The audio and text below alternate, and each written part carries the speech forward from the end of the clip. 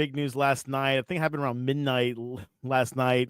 Bengals signed both Chase and Higgins, T. Higgins, Jamar Chase, to a huge 4-year extension.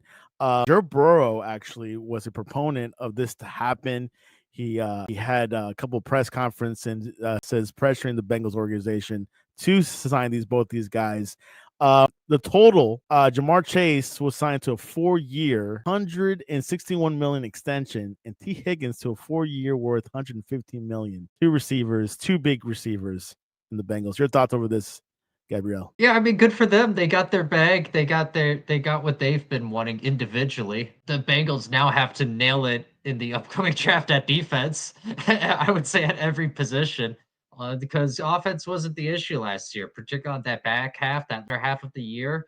Joe Burrow really, to me, had a legitimate case as an MVP candidate, even though the records suggested otherwise. He was spectacular. The offense was really clicking toward the end. It was the defense that often let them down. So I guess they're doubling down with this approach. I think it's going to work for them long term. I mean, the adage is defense wins championships.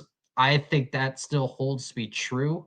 I think that will always be true, even in an offensive league, even with the rules and the league shifting more toward the offensive side of the ball. So they now have to really solidify the young talent on the other side of the ball if they're actually going to make a postseason push. Gabriel, you're 100% right. Their defense was struggling last year. That's something they needed to do. They were close to making the playoffs.